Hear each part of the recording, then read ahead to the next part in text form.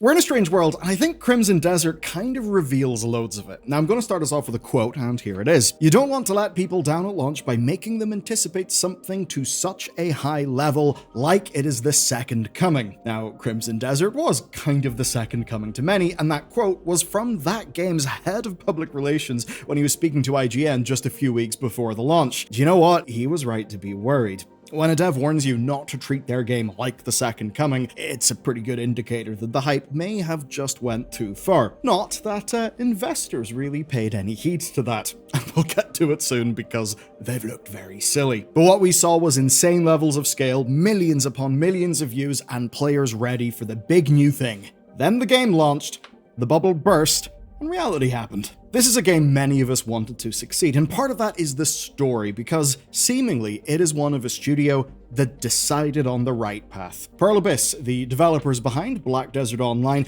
were actively walking away from their history of big multiplayer games to go and do a gameplay-driven, fantastic-looking action game instead. So obviously people were interested, but then they saw it and it was stunning. Which, to be honest, if you'd played the likes of Black Desert, shouldn't really be too surprising. They can do visuals. The initial trailers racked up millions of views, and then the feature previews basically started to blow people's mind. The number of mechanics is honestly unhinged. We've got combo-driven combat, loads of minigames, town management, vehicles, Zelda-style physics puzzles, and a hell of a lot more. To the point where you do just say, how the hell can any of this be real? And there's clearly demand for a big world with depth. Think about all the pent-up hype for the next big Witcher game. Hell, we even know that Sony wanted to lock this game down as a potential console exclusive. And if it wasn't for Sony having a few foibles, that would almost feel like a Nintendo official seal of approval, like back in the day. Then we even got the promise of no microtransactions. It all kinda looked perfect, and in the wake of Stellar Blade, this was the moment for Korean developers like Pearl Abyss. They were ready to show the world that they could make single-player games that stand shoulder to shoulder with the best. And it wasn't just the people who were excited. No, it was the investors. They may just have priced in the expectation of this being the second coming. Just take a look at Pearl Abyss's stock price since Gamescom of last year. It hit a 2-year high whenever the game went gold in January, so expectations were always high. So high that of course the obvious was going to happen. And it wouldn't be modern gaming if people weren't pitted against each other. So pre-launch and reviews were a little bit of a complex story. Big outlets like IGN, Eurogamer, and quite a few more panned the game. And even the most positive recognized issues of the likes of the control scheme, the chaotic deluge of stuff, because the game was just that packed, and a story that was deeply divisive. And what emerged from all this was a vibe, even from the positive reviews, that this game needed more than 8 hours to play before it really clicked. That is a lot to ask. This all led to a number being a little bit low than some people thought. Those people being the investors, because they began to sell off Pearl Abyss stock in droves, crashing the stock price by more than 30%. And the rationale here was absolutely wild. So, according to the Seoul Economic Daily, investors expected a high 80s aggregated score. They didn't see that, so they basically abandoned the game and the company. Now the thing here is, it's not like it was panned. The majority reviews were actually fine. Like, as a whole package, it landed at a high 7 or a low 8 out of 10. That's what's on the aggregation sites like OpenCritic. That's not a bad game. We're in this weird world where people think that 7 out of 10 is somehow awful and mid and slop. No, if you see a 7 out of 10, that may just mean it doesn't have extremely broad appeal. And that maps onto games. And what it means is that if we want to actually support the types of games that we like, we need to be willing to try out 7 out of 10s that may just happen to appeal to us more than to other people. So, it's a weird game. And most of the people who thought Crimson Desert was a game where you, quote, consume content, didn't actually review the thing. But we've seen this kind of thing before. That means we know what happens next. And one day after launch, they'd actually sold 2 million copies. But that's what they sold. It's not necessarily sentiment. And as it turns out, the reviews weren't wrong. There was not some huge gulf between game reviewers working for websites and YouTubers and people on Steam. No, what we saw is early Steam reviews landing at 60% positivity. PC players were often furious about the game's performance. There was also performance issues in console. The control scheme seemed absolutely mad to many, and many decisions about gameplay left people confused. As it turns out, almost every reviewer's critique was echoed by players. And all of that was before the whole Gen AI art thing that, well, basically resulted in some assets slipping through the cracks. So by now, I think we can see how all of the hype and the drama and everything behind this, be it from players, reviewers, or of course the investor bunch, kinda says more about hype cycles and modern social media and that sort of thing than it does about the game itself.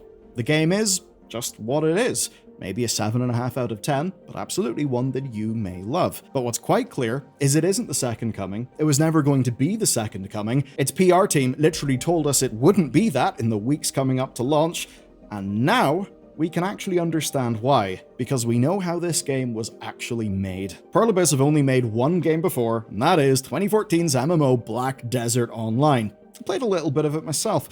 It's an odd game. It's known for having an incredibly impressive character creator, and over its lifetime, it's got 55 million players. Now, when Crimson Desert was first announced in 2019, it was a prequel to Black Desert Online. And it wasn't some single-player prequel to flesh out the world. No, it was an MMO. That's what they set out to make. It was them doing what they knew how to do. But then things changed. An interview with IGN revealed that during the 6.5-year development period of this game, a lot of things happened. The team changed engines, they built an entirely new one, and they overhauled the entire game from an MMO into a single-player experience. Of course, much of that MMO DNA seems to have survived into the final game, with a lot of players calling out the quest design and the controls as being MMO holdovers. Of course, that is the type of game that this development studio knows how to make. But there's another wrinkle to this story. Crimson Desert was supposed to launch 3 years ago. Yes, in 2023. Pearl Abyss had actually follow-up games. Plan 8, a Pokemon-like game called Doke V, seemingly meant to launch with Crimson Desert. So we can certainly deduce that development wasn't really easy. Here's where it gets more interesting. In an interview on the Friends Per Second podcast, the voice actor for the lead character, Cliff, described a 5-year recording process. That's certainly a contrast to Charlie Cox's 5-hour recording experience for Expedition 33. So this guy spent 1.5 years recording before finding out that the recordings he was doing was actually just demo work. And then they spent years before release trying to work with the developers to just lock down the story and the characters. And by his account, the main story of the game, as a sort of shattered tribe rebuilding themselves, only came into focus after 2.5 years of development. There was simply so much upheaval that Pearl Abyss couldn't lock down what they actually wanted from the story. Which makes sense. You've got changing genre, you've got going from multiplayer MMO to single player, even changing engine. So of course, that kind of thing would have taken a while. And even after launch, Pearl Abyss's CEO suggested that they'd done what they could with the time they had left for the story, but that he sympathizes with disappointment from players. Now, everything I've talked about so far is verified, right? But what's interesting is it lends credence to things that we cannot yet verify, which is because they come from unverified accounts on Blind. You may not have heard about Blind, but it's an industry-exclusive forum that lets verified game developers vent about their problems. Obviously then, there is a bit of a sampling bias here. The people who come to this forum will have, self-selected themselves towards that forum. It's not like you're going to have as many of the happier stories of development. But what we do have is 2 unnamed developers describing Crimson Desert's development as chaotic. They had consistently changing leadership, magpie-like tendencies for grabbing features from other games, one of those apparently being the Tears of the Kingdom floating islands, and an inability to agree on a direction for the game, which resulted in the big chaotic hodgepodge that people ended up getting. Even just going by what we know to be true, the 6+ years of development, the focus and hyper-fidelity, and just the chaos of a game that took over 6 years to come together, yeah, Crimson Desert could never be the future of gaming that some people, and maybe a few investors, had built it up to be. But there's a reason why we're doing this video after the fact, because launch was not the end of the story for this game. Because even as it's not an MMO, players are still playing it like one, and Pearl Abyss are actually updating it like it is a live game. So during launch week, Crimson Desert was the 6th most played game in Steam, and it was in the top 30 over on the consoles, which is entirely respectable for a new game like this. Sales have now topped 4 million, which is quite good, but most importantly, Pearl Abyss have been working hard, actually. They've been patching the game every few days. 4 days after launch, they had fixed the control bindings and storage problems. 3 days after that, they'd improved onboarding for their mechanics, they'd solved a bunch of graphical issues, and 3 days after that, they'd actually added in quality of life features to pare down the worst of the MMO grind tendencies that slipped in to the final game. That's quite something. And what it means is that the game reviewers who played and criticized this game before launch, they were basically playing the game that players got on day one. Now, of course, patches like this can fix controls, they can fix performance, but they can't fix some things, like the story being divisive, or just the design philosophy of the kitchen sink, throwing everything in there they could. Structural stuff, it's not bugs. But for the people who stuck around, that kind of thing was never the problem, because it turns out they wanted a massive sandbox, the endless progression, and a game you could buy once and play for months upon months upon months. And what we now see is that even in an era of supposed open world fatigue, there is actually an appetite for this kind of game. That's because all the while user sentiment has been growing. The people who bounced off the game, maybe even refunded it.